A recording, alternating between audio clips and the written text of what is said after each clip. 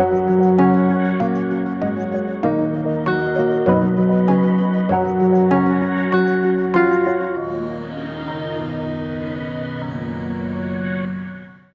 നന്ദി, യേശുവെ സ്തോത്രം, ദൈവമേ നന്ദി, ദൈവമേ സ്തോത്രം, പരിശുദ്ധാത്മാവേ നന്ദി.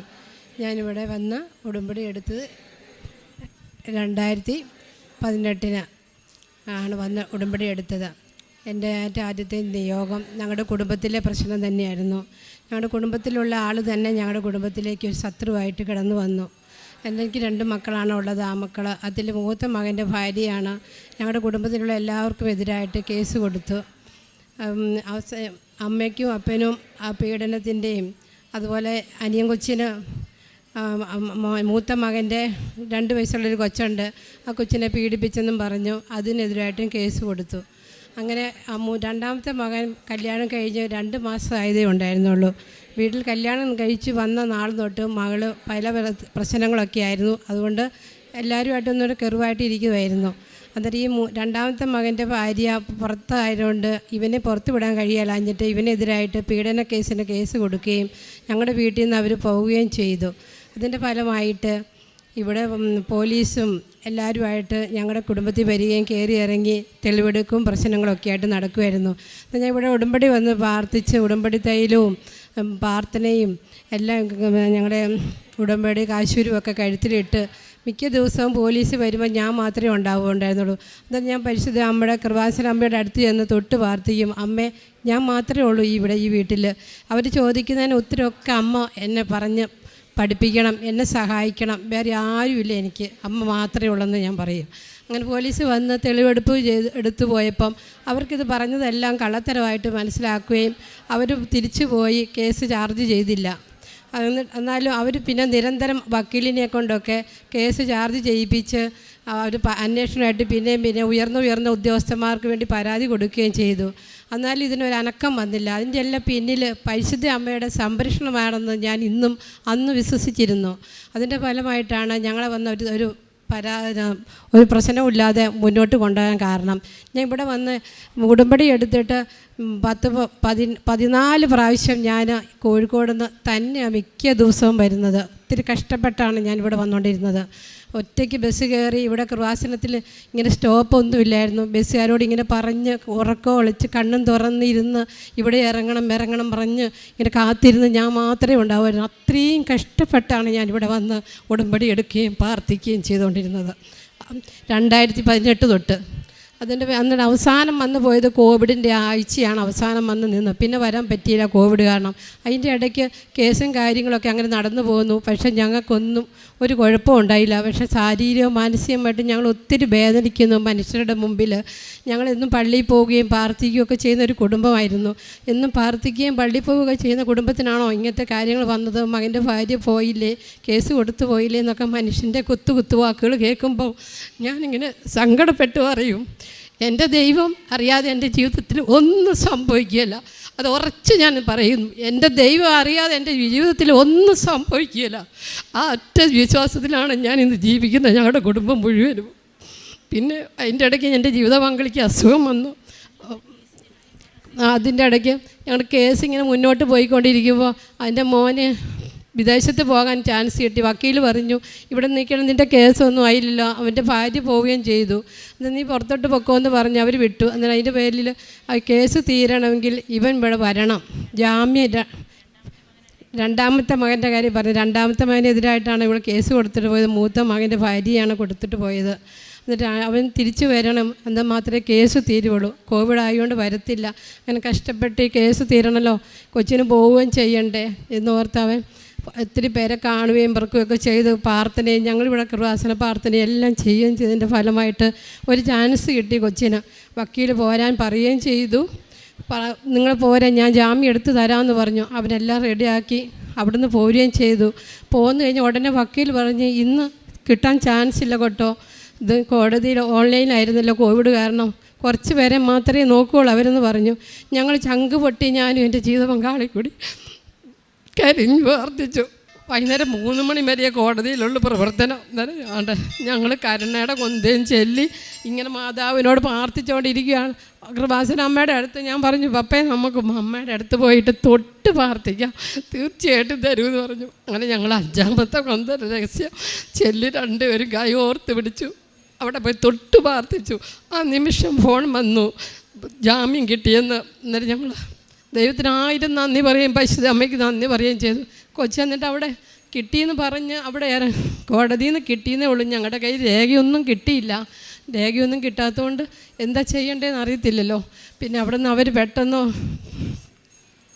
മൊബൈലിൽ കൂടെ എല്ലാം അയച്ചു തന്ന് ഞങ്ങളുടെ കയ്യിൽ അത് കിട്ടി. അതുകൊണ്ട് മൂത്ത മകൻ വേഗം ഓടി സമയം 5 മണിക്ക് മുമ്പ് അത് റെഡിയാക്കി കൊടുക്കണം എന്നാണ് പറഞ്ഞേക്കുന്നത്. അന്നേരം ഓടിപ്പോയി ഞങ്ങളുടെ അടുത്തുള്ള സ്റ്റേഷനിൽ കാണിക്കുകയും അവർക്കെല്ലാം അറിയാവുന്നതുകൊണ്ട് അവരും ഞങ്ങളെ ഒത്തിരി സഹായിച്ചു. അതിന് സർക്കിളെല്ലാം ഇടപെട്ട് നിങ്ങൾ അവിടെ നിന്ന് അവൻ പോരുകയും ചെയ്ത് എയർപോർട്ടിൽ ഇറങ്ങിയപ്പോഴത്തേക്കാണ്ട് അവരുടെ കയ്യിൽ കടലാസ് കിട്ടിയില്ല. രാത്രി 2 മണിയാകുമ്പോഴത്തേക്ക് കൊച്ചിറങ്ങിയത്. അന്നേരത്തേക്കാണ്ട് ഇവിടുന്ന് തിരുവമ്പാടി ഞങ്ങളുടെ അവിടെയുള്ള ഡോക്ടർ സർക്കിൾ പറഞ്ഞു, ഞാൻ അയച്ചു കൊടുത്തോളാം, നിങ്ങൾ പേടിക്കണ്ടെന്ന് പറഞ്ഞു. അവിടുന്ന് കാലിക്കറ്റ് അവിടുന്ന് എയർപോർട്ടിൽ നിന്ന് പോലീസ് ഇവനെ ചോദ്യം ചെയ്ത് പിടിച്ചു. ഉടനെ കമ്പ്യൂട്ടറിൽ പേരടിക്കുമ്പോൾ ഇവൻ്റെ പേര് വരുമല്ലോ. അന്നേരം ഇവനോട് ചോദിച്ചു, നീ ഇവൻ എന്തൊക്കെയോ തിരുവമ്പാടിയിലേക്ക് അങ്ങോട്ട് അയക്കാൻ പറഞ്ഞു. പെട്ടെന്ന് അവിടെ നിന്ന് അയച്ചു. സർക്കിൾ ഇടപെട്ടു, കാര്യങ്ങളെല്ലാം നടത്തി. അവൻ്റെ കടലാസുകളെല്ലാം പെട്ടെന്ന് ഇവനൊരു തെറ്റുമില്ല, കുറ്റമൊന്നുമില്ല, ഇവനെ വിട്ടേക്കാൻ പറഞ്ഞു. അങ്ങനെ അവിടെ നിന്ന് ആ കേസിൽ നിന്ന് അവനെ രക്ഷപ്പെടുത്തുകയും അവിടെ നിന്ന് തിരിച്ച് വീട്ടിൽ വരികയും ചെയ്തു. അങ്ങനെ അവൻ്റെ ജാമ്യം കിട്ടിയത് കൊണ്ട് കോവിഡ് കാരണം അവന് പുറത്തിറങ്ങത്തില്ല. അങ്ങനെ 10-23 ദിവസം ഇരിക്കേണ്ട വന്നു ക്വാറന്റൈനിൽ. അതുകൊണ്ട് അപ്പോൾ ഇടയ്ക്ക് പോയി സ്റ്റേഷനിൽ പോയി കാണുകയും ഒപ്പിടുകയും ചെയ്യണം. അതിൻ്റെ എല്ലാം ചെയ്ത് കേസ് അങ്ങ് ജാമ്യം കിട്ടി. പിന്നെ കോടതിയിൽ എല്ലാ കാര്യങ്ങളും 2 കൂട്ടരും എല്ലാം ശരിയാക്കിയിട്ട് കേസ് തീർന്നു പോയി. കേസ് സമാധാനത്തിൽ തീർന്നു. അവൾ ഒത്തിരി നഷ്ടപരിഹാരവും ഒത്തിരി ഞങ്ങൾക്ക് എൻ്റെ വലിയൊരു തുകയെല്ലാം ആവശ്യപ്പെട്ടാണ് പോയത് ഞങ്ങളുടെ കുടുംബത്തിൽ നിന്ന്. അതെല്ലാം ഞങ്ങൾ അവർക്ക് കൊടുത്തു. എല്ലാം നമുക്കത് ആവശ്യപ്പെട്ട് കൊടുത്ത് ഞങ്ങൾ തീരുമാനിച്ചു, നമ്മൾക്ക് ഇതിൽ കൂടുതൽ എന്ത് നഷ്ടമാണ് നമുക്ക് വരാനുള്ളത്, സ്വത്തല്ലല്ലോ വലിയത്, അപ്പോൾ കോട്ടെ എന്ന് വിചാരിച്ച് എല്ലാം കൊടുത്തു. കുഞ്ഞിനും ഉള്ളത് കൊടുത്തു, അവൾക്കുള്ളതും കൊടുത്തു വിട്ടു. ഞങ്ങളുടെ വീട്ടിൽ എല്ലാവർക്കും എതിരായിട്ട് കേസും കൊടുത്തു. ഈ മകനെ പുറത്ത് അവനെ ജീവിക്കാൻ അനുവദിക്കരുതെന്നുള്ള വിധത്തിലാണ് ആ മകൾ ഞങ്ങളുടെ കുടുംബത്തിൽ നിന്ന് പോയത്. പക്ഷേ പരിശുദ്ധ അമ്മ എല്ലാം ഇടപെട്ട് സമാധാനത്തോടുകൂടി ഞങ്ങൾക്കെല്ലാം നടത്തി തന്നു. പിന്നെ അങ്ങനെ ഈ വേദനിച്ചുകൊണ്ടിരിക്കുന്ന സമയത്താണ് എൻ്റെ ജീവിത പങ്കാളിക്ക് പെട്ടെന്നൊരു അസുഖം വന്നു, കിഡ്നിക്ക്. അങ്ങനെ അതിൻ്റെ ഈ വേദനയുടെ കൂടെ തന്നെ ഒന്നിന് പുറകെ ഒന്നായിട്ട് വേദനകൾ ഓരോന്ന് വന്നാലും ഞങ്ങൾ ദൈവത്തെ കൈവിട്ടില്ല. ഞാൻ ആരെന്നോട് പറഞ്ഞാലും ഞാൻ പറയും, എൻ്റെ ദൈവം അറിയാതില്ലല്ലോ എൻ്റെ ജീവിതത്തിൽ ഇതൊക്കെ സംഭവിക്കുന്നത്. ഞാൻ ഇങ്ങനെ തന്നെ പറയുള്ളൂ അവരോട്. എന്നിട്ട് അവർ പറയും, നിനക്ക് ഇത്ര വിശ്വാസം ഉണ്ടെങ്കിൽ നീ അങ്ങനെ തന്നെ ഇരുന്നോളാൻ പറയും.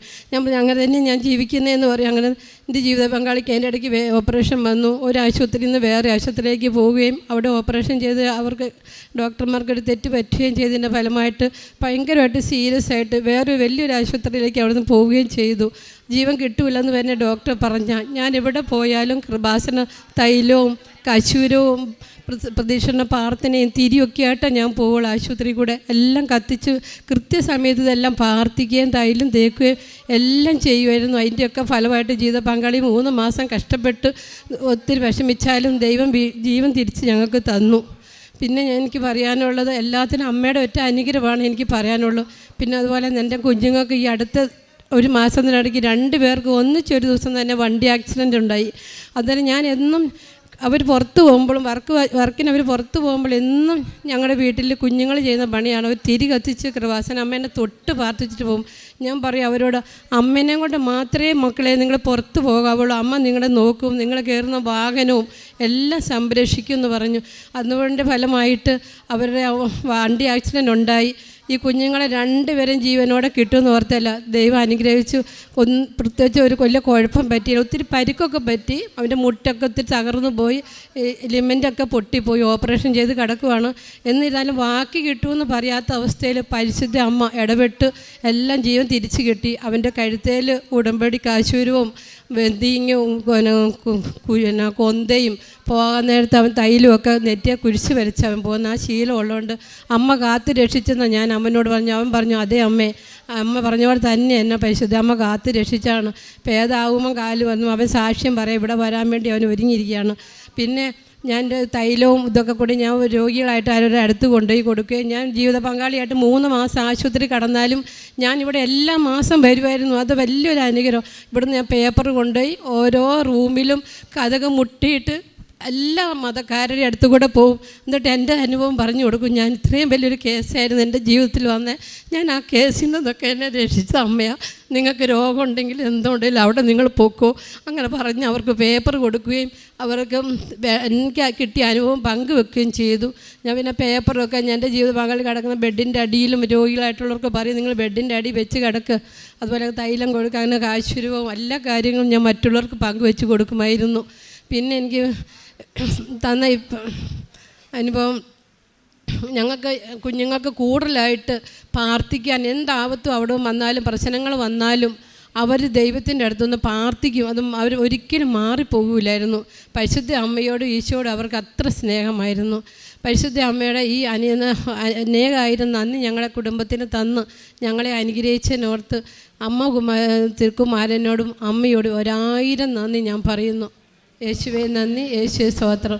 എനിക്ക് ഈ സാക്ഷ്യം കഴിഞ്ഞ ജനുവരി വന്നത് എനിക്ക് പറയാൻ സമയം കിട്ടാത്തതുകൊണ്ട് ഞാനത് ഞങ്ങളുടെ ബസ്സിലിരുന്ന് ഞങ്ങളെ കൊണ്ടുവരുന്ന ആ സഹോദരൻ പറഞ്ഞു, സാക്ഷ്യം പറയാൻ സമയം കിട്ടിയില്ലെങ്കിൽ നിങ്ങൾ ഇവിടുന്ന് പറഞ്ഞു. അന്നേരം എൻ്റെ മനസ്സിലേക്ക് വന്ന ഒരു വചനമാണ്, മനുഷ്യരുടെ മുമ്പിൽ നീ എന്നെ ഏറ്റുപറഞ്ഞ് സ്വർഗസ്നായ പിതാവിൻ്റെ മുമ്പിലും ഏറ്റുപറയും. ആ തിരുവചനമാണ് എന്നെ ഇങ്ങനെ പറയാൻ അന്നേരം തോന്നിപ്പിച്ചത്. ഞാൻ അന്നേരം ഈ സംഭവം എല്ലാം അവരുടെ മുമ്പിൽ ഞങ്ങളുടെ നാട്ടുകാരുടെ മുമ്പിലൊക്കെ പറഞ്ഞു ദൈവത്തെ മഹത്വപ്പെടുത്തിയിരുന്നു. ഇവിടെ എനിക്ക് കിട്ടിയ ഈ അവസരത്തെ ഓർത്ത് 1000 നന്ദി പറയുന്നു. യേശുവേ നന്ദി, യേശുവേ സ്തുതി.